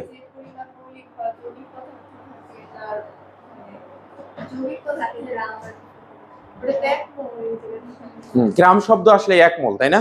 কিন্তু এখানে 1 মোল আসে না, এই জায়গায় আছে মূল সংখ্যা। কোন মৌলিক বা যৌগিক পদার্থের যে পরিমাণে, শব্দটা কি? যে পরিমাণে কি থাকে 6.023 × 10⁻23 অণু, পরমাণু বা আয়ন থাকে, তাকে ওই পদার্থের মূল সংখ্যা বলা হয়। কি বলে? মূল সংখ্যা। তাহলে দেখো প্রথমেই মূল সংখ্যা আসছে। আচ্ছা, এখন এটার একটা রুল দেখো। আমি এই রুলটা কিভাবে সাজাইছি দেখো। ধরো আমি খেয়াল করবো এটা কিভাবে আসছে, এটা বুঝা, এটা তো ডিরেক্ট সূত্র, কিন্তু আমরা কিভাবে সাজালাম আমরা লিখি। ও আর একটা টপিকে শিটে এটা আছে আমাদের। যেমন ধরো আমি দেখাই, সেটা হলো এইটা তো না, এইটার মধ্যে অ্যাভোগাড্রো নামের একজন বিজ্ঞানী বলছেন, তিনি বলছেন যে আদর্শ তাপমাত্রা এবং চাপে যে কোনো মৌলিক, মানে সেটা যদি গ্যাসীয় অবস্থায় থাকে, সেটা মৌলিক হোক আর যৌগিক হোক, তার মধ্যে 6.023 × 10⁻23টি অণু থাকবে। যদি অণু হয় তাহলে অণু থাকবে, পরমাণু হলে পরমাণু থাকবে, আয়ন হলে আয়ন থাকবে, যৌগমূলক হলে যৌগমূলক থাকবে। এইটুকু অবশ্যই লিখতে হবে, এইটুকু আমাদের বইয়ে নাই, কিন্তু এটুকু পারতে হবে। এটা খাতা সাদা পেজে লেখা, এটা শীটেও নাই। লেখা হলো অ্যাভোগাড্রোর সূত্র। অ্যাভোগাড্রোর এর সূত্র ইংরেজি দিয়ে বাংলা লিখবা, একটা রিজন আছে। অ্যাভোগাড্রো নিয়ে অনেকেই ভুল হয়। অ্যাভোগাড্রো এর সূত্র।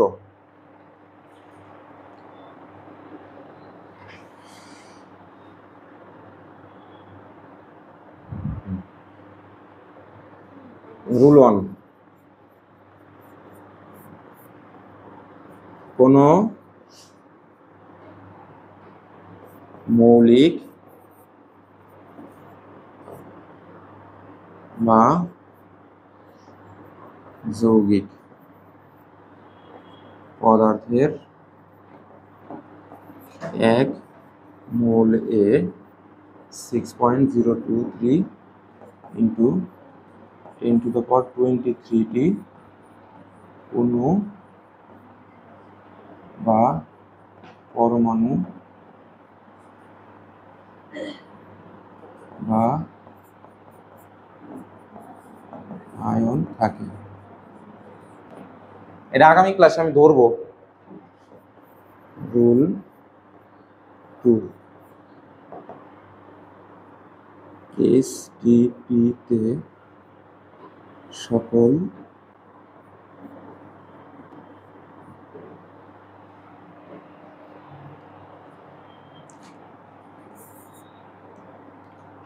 গ্যাস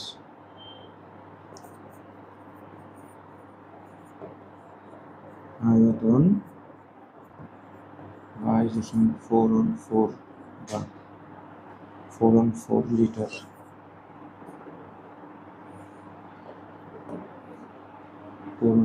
লিটার বা 22.4 লিটার।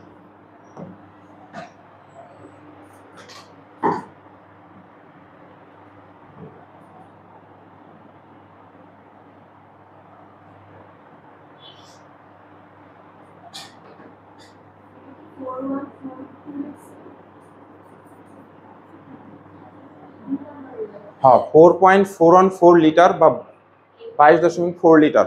আচ্ছা, একটু একটা লাইন বাদ পড়ছাল। এসটিপিতে সকল গ্যাসের এক মোলের আয়তন 22.414 লিটার বা 22.4 লিটার। এই দুইটা সূত্র।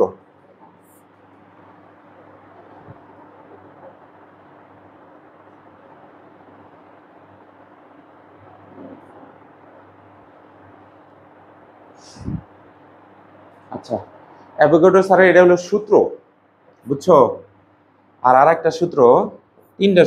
এই প্রথমটার নাম হলো সূত্র, পরের দুটা হলো তার অনুসিদ্ধান্ত। আমরা সূত্র আকারেই শিখবো, কোনো সমস্যা নেই। নিষ্ক্রিয় গ্যাস ছাড়া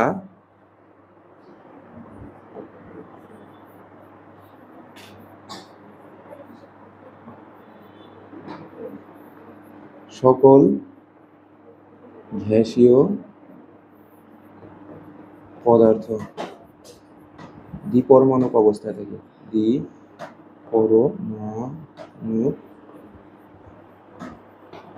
অবস্থায় থাকে। আচ্ছা, আমি একটু বুঝাই, এটা বুঝে নেওয়া লাগবে, নয়তো একটা প্রবলেম হবে। নিষ্ক্রিয় গ্যাস ছাড়া সকল গ্যাসীয় পদার্থ দ্বিপরমাণুক অবস্থায় থাকবে।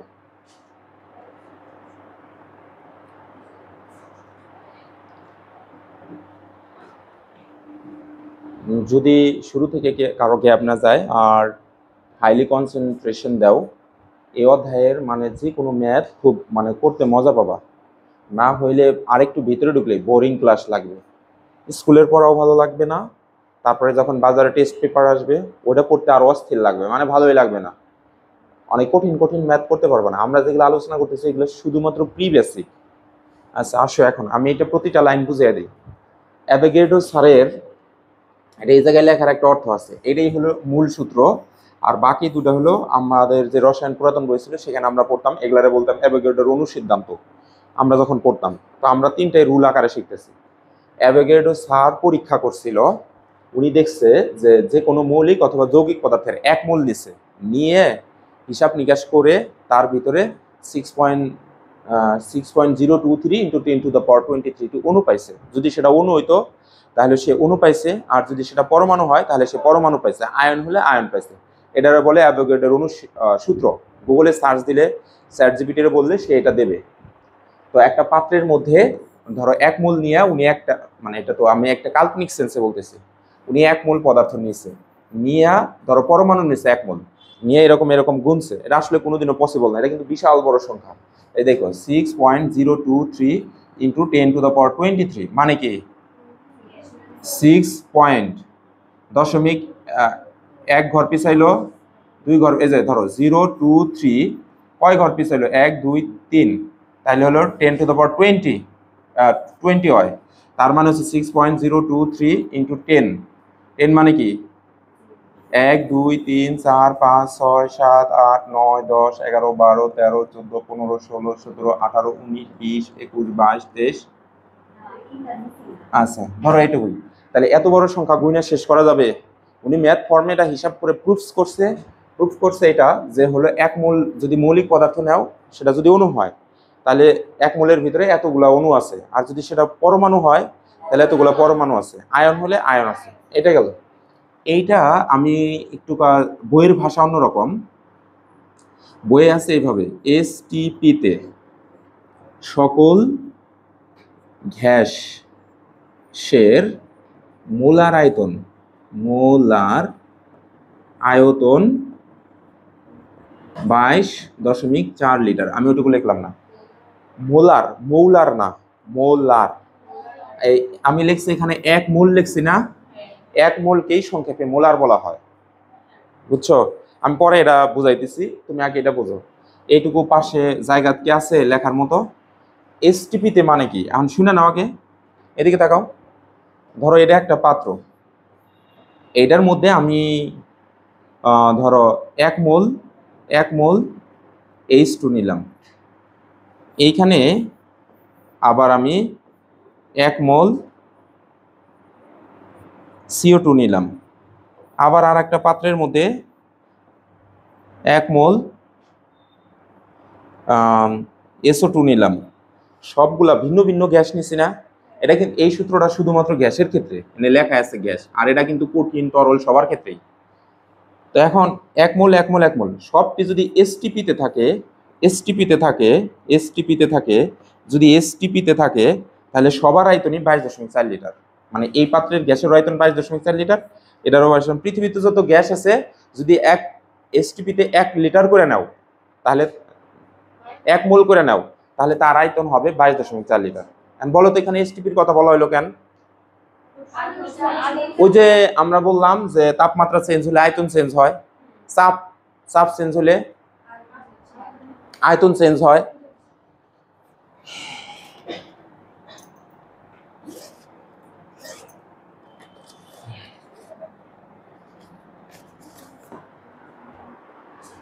ওইখানেই দেখানো যাইতো, কিন্তু ওইটা এখন সময় সাপেক্ষ ব্যাপার।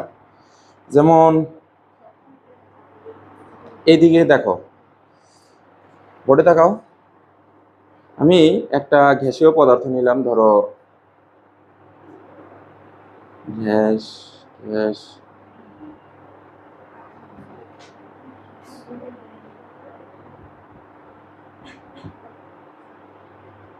এই যে এটার মধ্যে আমি ধরো পাত্রের মধ্যে কিছু গ্যাস নিলাম, সে হইল যে জায়গাটুকু পুরা গ্যাসের ধর্মই হলো পুরা জায়গা দখল করা, তাই না? পাত্রের মধ্যে ছড়িয়ে থাকা। ধরো পাত্রের মধ্যে ছড়িয়ে আছে, এখন তাপমাত্রা 300 কেলভিন আছে, এই যে জায়গায় শো করতেছে 300 কেলভিন। আমি নিচে যে হিট দিলাম, তাপমাত্রা বাড়তেছে না? বাড়তে এখন ওর আয়তন কি বাড়তেছে না? মানে এই যে আয়তন এতটুকু পাত্রের ভিতরে ছিল, কিন্তু এখন এইদিকে ছড়িয়ে যাইতেছে, আস্তে আস্তে আয়তন বাড়তেছে না? আবার ধরো আমি এটা লাগিয়ে দিলাম, দিয়ে যদি আমি গ্যাসগুলারে কোল্ড করি, দেখবা ওরা হলো স্থির হবে বা এক জায়গায় জড়ো হবে, মানে আয়তন কমে যাবে। আচ্ছা, চাপের আর একটা বিষয় দেখাই, এটা খুঁজে বের করা লাগবে। ধরো আমি একটু দেখাচ্ছি, সিলিন্ডার, ধরো এই যে এটা। এখন এটার অবস্থার নাম হলো তরল, কঠিন অবস্থায় আছে। কঠিন পদার্থগুলো প্রকম্পিত হয়। এটা রসায়ন বিজ্ঞান, তোমাদের যে একটা অধ্যায় পড়াইলাম, সিলেবাসে নাই তাও পড়াইছিলাম, তাই না? ওটা শুরুর দিকে। তো তাপমাত্রা বাড়াইলে এটা এই যে তরলে রূপান্তরিত হইলো, তরল পদার্থগুলো এদিকে ওদিকে ছোটাছুটি করে, আর গ্যাসীয় পদার্থ সংঘর্ষে লিপ্ত হয়, এটা বলছিলাম। তো এখন আমার প্রশ্ন হলো, তুমি যদি এই জায়গায় দেখাও তাপমাত্রা, ওই যে দেখো উপরে 41 কেলভিন, আরো দিলাম ওই যে 42 43, তাহলে জায়গা এখন পুরা পাত্র নিচে না? তো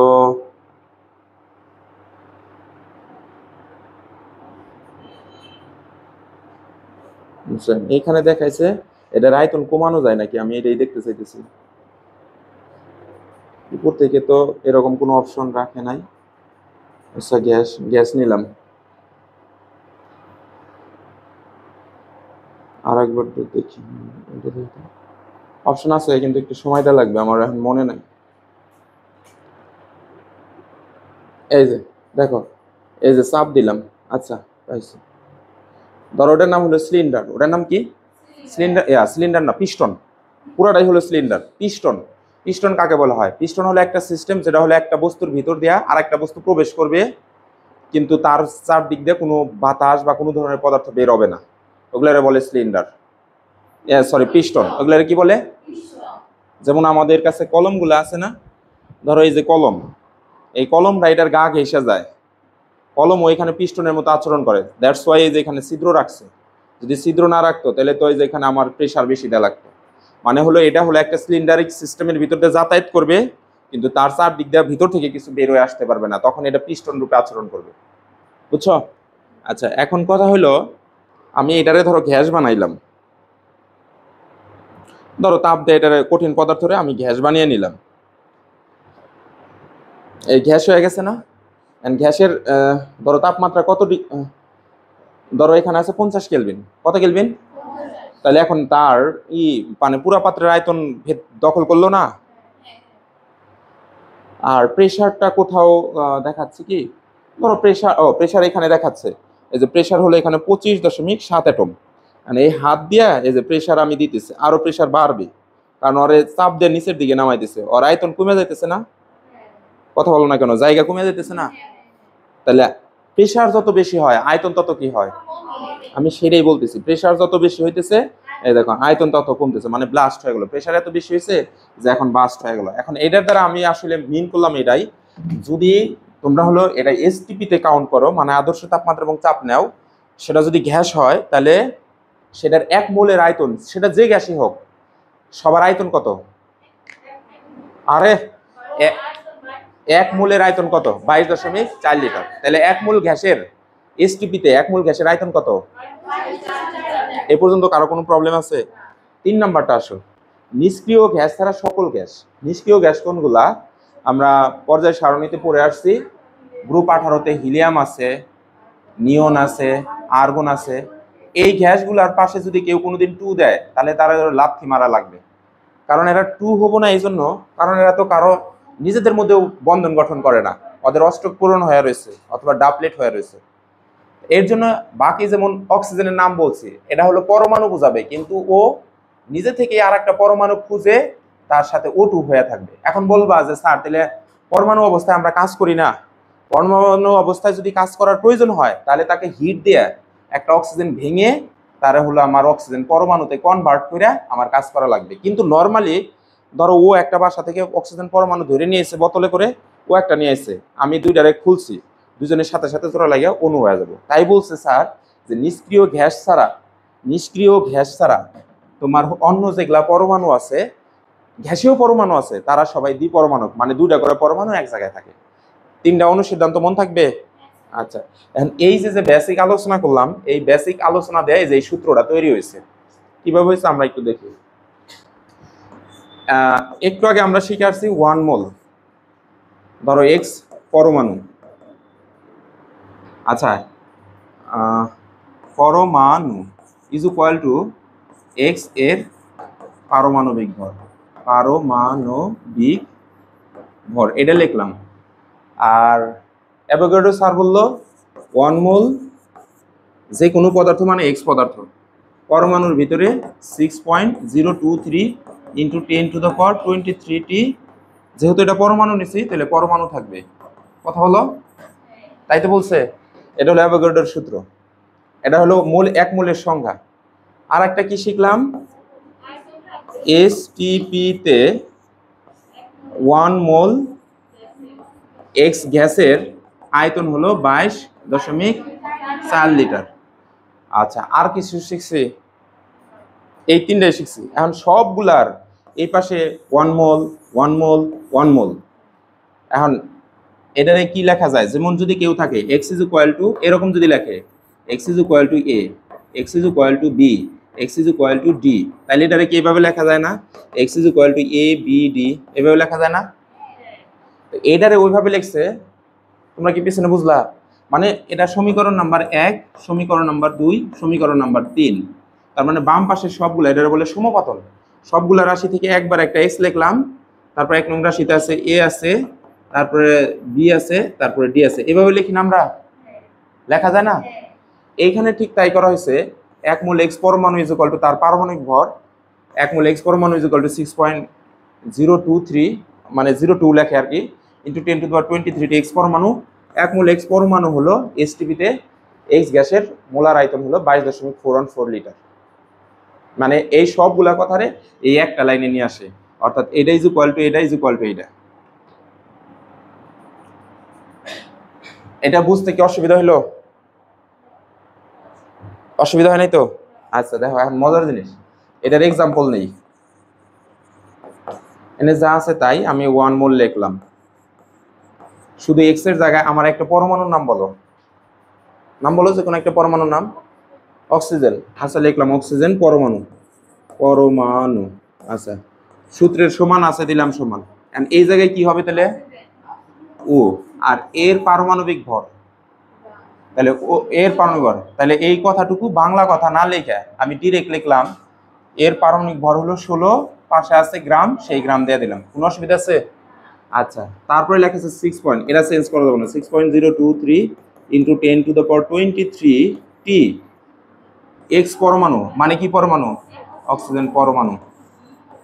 আচ্ছা, সমান সমান, এটা অক্সিজেন কি গ্যাস নাকি কঠিন? তাই এই যে এই লাইনটা নেওয়া যাব। তাহলে লিখলাম এস টি পি তে ও পরমাণু গ্যাস নাকি অণু গ্যাস? শুরুতে তো আমি পরমাণু নিছি, তাহলে এখানে লিখতে হবে এক্স পরমাণু, পরমাণুর মোলার আয়তন, মোলার আয়তন মানে হচ্ছে 1 মোলের আয়তন। মোলার মানে কি? 1 মোল মানে যাটাকে সংক্ষেপে বলা হয় মোলার। এটা কিভাবে আসলে বুঝিয়ে দেই, যেমন আমি এখানে লিখলাম 1 মোল এর আয়তন। খেয়াল করো, অ্যানালাইসিস করলে যেরকম হবে আর কি। যেমন এক্স এর সামনে 1 থাকলে আমরা কি লিখি? এক্স মান 1x মানে এক্স, তাই না? তাহলে 1 কি এখন, যেমন 1x মানে যদি x হয় তাহলে 1 না লিখে শুধু মোল লিখলে কোনো প্রবলেম আছে? আর এর কে এই যে লিখলাম মোল, মোলের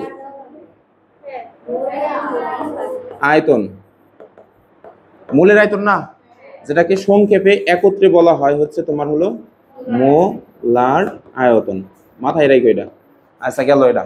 এখন মোলার আয়তন হলো 22.4 লিটার। এখন ধরো কেউ একজন একটা কঠিন পদার্থের পরমাণু দাও তো আমারে, যেমন সোডিয়াম। তাহলে আমি এখানে লিখলাম 1 মোল, এনে লিখলাম, এটা তো ধাতু, ধাতু হলেই তো কঠিন হয়। তাহলে আমি এখানে সোডিয়ামের পারমাণবিক ভর কত? 23। তাহলে আমি এখানে লিখবো 23 গ্রাম। 6.023 ইন্টু 10⁻23 টি সোডিয়াম পরমাণু। এই লাইনটা এখন আর হবো না, কারণ ও তো নর্মাল অবস্থায় সে গ্যাস ফর্মে থাকে না। আমাদের অ্যাভোগাড্রো স্যার এই যে সূত্রের মধ্যে কি বলছেন, একদম কন্ডিশন করেই দিয়েছেন যে সকল গ্যাস। তো সোডিয়াম কি গ্যাস অবস্থায় আছে? যদি তুমি তারে তাপ দিয়ে গ্যাস বানাইতে পারো তাহলে ওটা নেওয়া লাগবে। বুঝাইতে পারছি? আচ্ছা, এটা গেল পরমাণুর ক্ষেত্রে। এখন আসো ওই পাশেরটা। ওই পাশেরটা এটা কি অণু না? তাহলে এটার উদাহরণটা কি রকম হবে? এইটার উদাহরণটা ধরো 1 মোল এক্স অণু। একটা অণুর নাম বলো তো তাড়াতাড়ি। যেমন কার্বন ডাই অক্সাইড, এটা তো অণু নাকি? তাহলে এখানে লিখছে এক্স অণু এর আণবিক ভর। এর আণবিক ভর অন্য জায়গায় ম্যাথ করে বের করে আসো কত। তাহলে সমান সমান তুমি লিখবে হচ্ছে 44 গ্রাম। তাহলে 6.023 ইন্টু 10⁻23 টি CO2 অণু। আচ্ছা গেল। এখানে এটা তো গ্যাস তাই না? তাহলে লিখতে হবে STP তে CO2 গ্যাস এর মোলার আয়তন volume is equal two 22.414 litre. বুঝছো তো? কথা বলো না কেন? আচ্ছা, 10টি সালফিউরিক অ্যাসিডের ভর কত? এইটা হলো প্রশ্ন। এই যে এতক্ষণ ধরে যা শিখলাম এখন করব। প্রথমে আমি কিন্তু ব্রড করে শিখাবো, তারপরের ক্লাসে একদম শর্টকাট এমন একটা ম্যাজিক রুল শিখবো, মানে সামনে দেখা মাত্র অ্যান্সার, কিন্তু ব্রড করে শিখতেই হবে, এটা থেকে বের হওয়া যাবে না। ভালো স্টুডেন্টের কাজ হলো ব্রড আগে শিখতে হবে। তো এখানে 10টি সালফিউরিক অ্যাসিডের কি বের করতে বললো? ভর। তাহলে এটার সলভটা হবে এরকম। একটু আগে যেটা শিখছে এটা সূত্রটা হলো এই যে এইটা কি লিখছি 1 মোল পরমাণু, আর এটার মধ্যে কি লিখছি অণু। পরীক্ষায় কি এটা পরমাণু আসছে না অণু আসছে? অণু আসছে। তাহলে কোনটা নিবা? অণুরটা নিবা। তাহলে লিখলাম 1 মোল এক্স অণু। তুমি কি এখানে অণু লিখবা না কি লিখবা? মানে এক্স এর জায়গায় কি লিখবা? এখানে এইটাই হলো এক্স। এক্স দ্বারা আমি মানে যে কোনো প্রশ্নে যেটা আসবে সেটারে বুঝাইছি। তাহলে H2SO4 লিখলাম। এখানে লিখলাম H2SO4 ইজ ইকুয়াল টু, সূত্রের মধ্যে কি আছে? এক্স এর আণবিক ভর, মানে ওই পদার্থের আণবিক ভর। এটার আণবিক ভর কত? 98। ওটা অন্য জায়গায় ম্যাথ করে নিবা। পাশে জানি কি দেওয়া লাগবে, না দিলে ভুল হবে না। আচ্ছা, লিখলাম এখন 6.023 ইন্টু 10⁻23 টি H2SO4 অণু নাকি পরমাণু? অণু। ব্যাস, এটা লেখা শেষ। এখন 3 নম্বর লাইন লিখবো না, কারণ সালফিউরিক অ্যাসিড গ্যাস ফর্মে নাই, লিকুইড ফর্মে আছে। কোন ফর্মে? এখন আমার ভর বের করতে বলছে, পরীক্ষায় বের করতে বলছে কোনটা? ভর। এখানে কোনটা ভর মিন করে? এই যে এইটাই ভর মিন করতেছে তাই না? হ্যাঁ। আর টি টি টি কোন জায়গায় আছে খুঁজে দাও আমারে। এই যে এই জায়গায় আছে। তার মানে আমি এই খণ্ড নিয়ে এখন রান্না বান্না করবো, ওইটুকু আমার বাসায় থাকবে। ধরো আমি মূলা কিনে নিয়ে আসছি, নিচে টুকাই থেকে খেলাম, কালকে ডাটা শাক খাবো, ওই রকম। তাহলে এখন এটা নিয়ে আসি তাই না? এখানে ব্রড করে এখন লিখবো 98 গ্রাম। এখন জার্মান বের করা লাগবে, তারে কোন পাশে রাখা লাগে? না, জার্মান বের করবো তারে কোন পাশে? তারে জার্মান বের করবো, ভরের মান বের করবো তারে ডান পাশে, তাই না? তাহলে আমি ধরো এখানে লিখলাম এই যে এইটুকু, এটা সমান সমান এটা না। কথা বল না কেন? মানে এই জিনিসটা আসলে এইভাবে লেখা হয়েছে, x = y = b, এইভাবে লেখা হয়েছে। মানে ওই পাশে জায়গা হয় না দেখে লেখা হয়েছে, এটা আসলে ওই পাশে থাকতো। কথা বুঝছো জিনিসটা? বুঝো নাই? আচ্ছা, মানে হলো, মানে এই জিনিসটা এই যে এখানকার মানে এইটারে আর কি নিচে এরকম নামে রাখছি। তাহলে এখানকার মানে কি? মানে হলো আমি এই যে এই খণ্ড নিয়ে কাজ করতেছি, এইটুকু বাদ দিয়ে দিচ্ছি, মানে সামনে এটুকু বাদ দিচ্ছি। বুঝছো কি? আচ্ছা দেখো, তাহলে আমি এখন লিখলাম 6, নাও লিখবো, নাও ওটা হলো সূত্র, মানে এখান থেকে এখানে এসে এখন কাজ করতেছে। 6.023 ইন্টু 10⁻23 টি, এই যে এইটা H2SO4 অণু ইজ ইকুয়াল টু 98 গ্রাম। মানে মার্কারটা ছিল এমন, করলাম এমন, মানে এটারে সামনে নিয়ে আসলাম, এটারে পিছনে নিয়ে গেলাম। বুঝছো কি? এখানে কয়টা অণু? অতএব একটি H2SO4 অণু ইজ ইকুয়াল টু 98 গ্রাম ডিভাইডেড বাই 6.023 ইন্টু 10⁻23 টি। বুঝছো? কিন্তু আমার আসলে চাইছে কয়টার? অতএব এনে আসলে হ্যাঁ, অতএব 10টি H2SO4 অণুর ভর ইজ ইকুয়াল টু 98 গ্রাম গুণন উপর হইল 10 নিচে হইল 6.023 ইন্টু 10⁻23 নেব গ্রাম। তাহলে উপরে হবো 98 গুণন হইল 10 ভাগ 6.023 ইন্টু 10⁻23 মান আসছে হলো 1.627 into 10⁻21 gram. Is it answer? বুঝছো কি? ভাষায় তোমরা হলো আজকে হলো যার যার নৈর্ব্যতিক আছে গাইড আছে না, আমি টেস্ট শীটটা তো দিলে ভালো হইতো। একটু আগামী ক্লাসে শীট দেবো না, আমার মনে নাই। তোমরা ভিডিওটা চালু করে একটু আবার রিভাইজ দিয়ে তোমরা হলো এইভাবে কয়েকটা দেখবা নৈর্ব্যতিক আছে নিজের গাইডে, ওই গাইড থেকে নৈর্ব্যতিকগুলো একটু করে ফেলাইও। ঠিক আছে? এই যে এরকম গাইডে নৈর্ব্যতিক আছে, এই যে এইখানে দেখো তো, তাহলে এটা করতে পারো নাকি? 4 গ্রাম ক্যালসিয়াম সমান সমান কত মোল?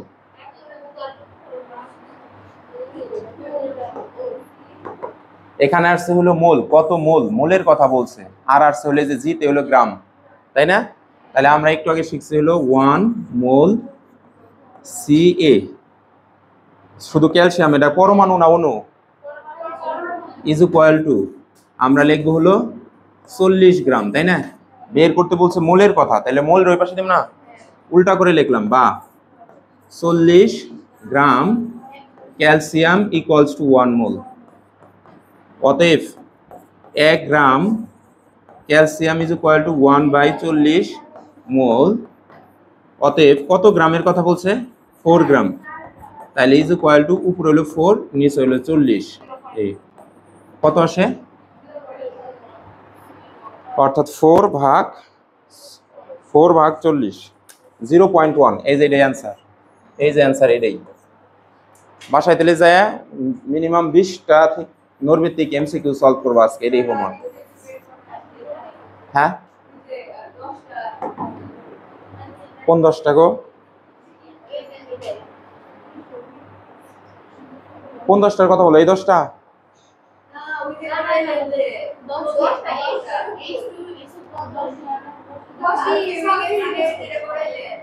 ওটা উঠে আনিবা না, উঠে আনো, ছুটি তোমাদের। বেতনের রসিদ তোমরা কি শীটের টাকা আনছিলা?